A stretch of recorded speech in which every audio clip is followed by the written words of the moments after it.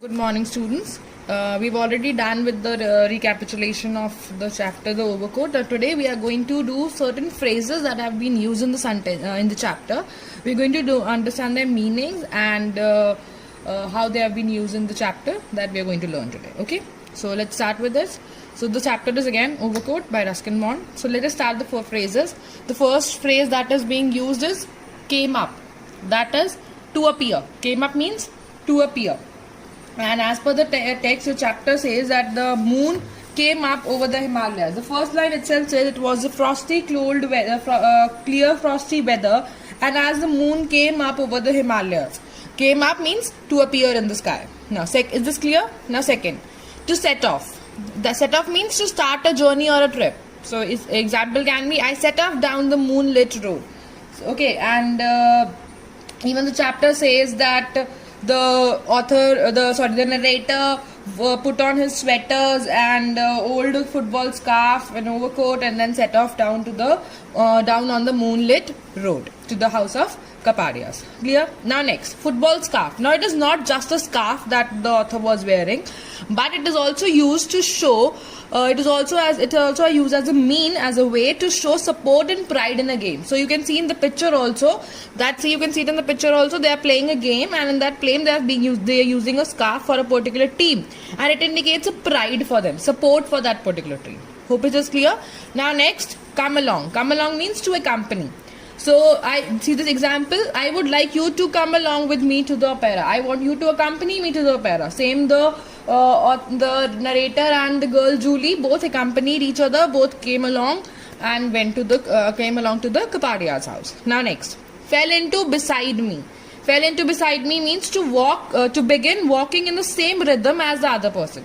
If I am walking with one step ahead and the other person is also walking with the same rhythm.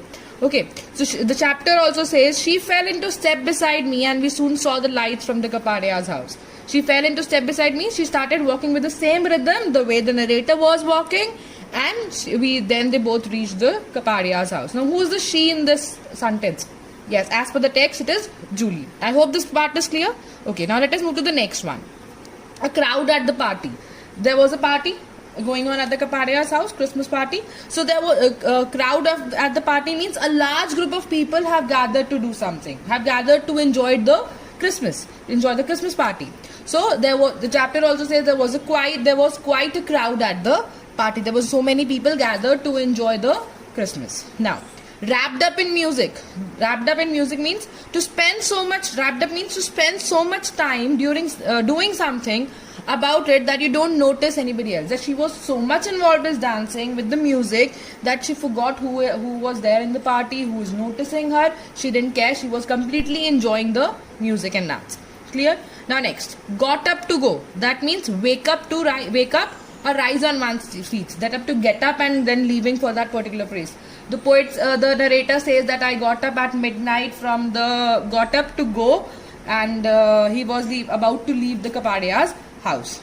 Now, plenty of protection. Now, chapter says the word plenty of protection, which means he was wearing so many layers of clothes that he could protect himself from the cold winters. Now, next, scramble up. We saw the image also. Yes, that means climbing up the mountain or hills using hands and feet. Next, I know every stone on the path. To be aware of the path, every small thing present on the path. To be aware of the way very nicely. Then keep the coat on. That means do not take off the coat. Do not remove the coat because it is going to be very cold. So he gave him the coat and he told him, do not keep the coat on. That means do not remove the coat. Then it has a roofless ruin. Roofless ruin means a destroyed house with roof. We saw the picture image also yesterday. There was a house but there was no roof. Even in your book also it has been shown. You can check it. Next, a pile of stone. This is actually a pile of stone.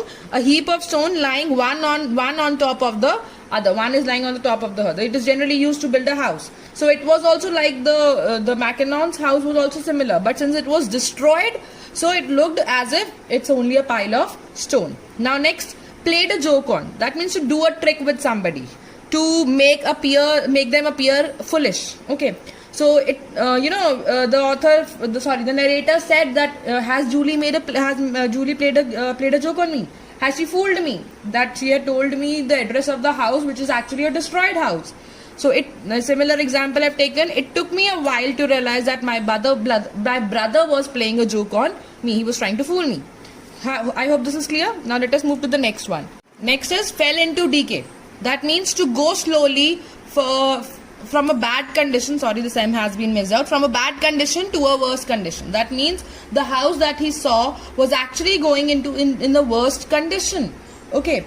And next, propelled, drive to push someone. We read in the chapter, the text says that the speaker said, not really wanting to know anymore, but propelled forward against his desire of going to the grave of Julie.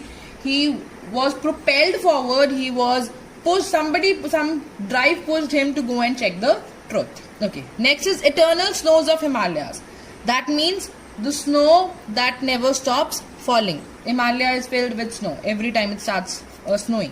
Next, pristine blue of the sky. That means clear and fresh sky. We saw the image also in the last PPT. Next, lay the bones of forgotten. That means the graves of the lost people, the people who are dead, who are no more alive. Those people, their bones are lying in the graves in the cemetery. Then empire builders. Empire builder is a person who adds strength to an empire. Okay, maybe good royal people, rich people.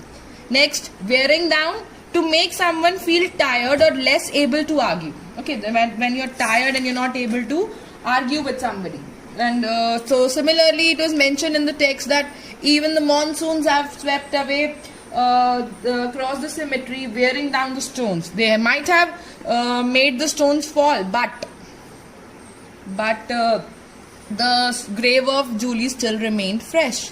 Okay, next, last is brushed against. Brushed against means, we remember that where the narrator said while he was picking up the overcoat, he felt that something invisible brushed against his cheek. Brushed against means to pass by and lightly touch someone. When you pass by and you touch someone, and that feeling is being described by the words brushed against. Now I hope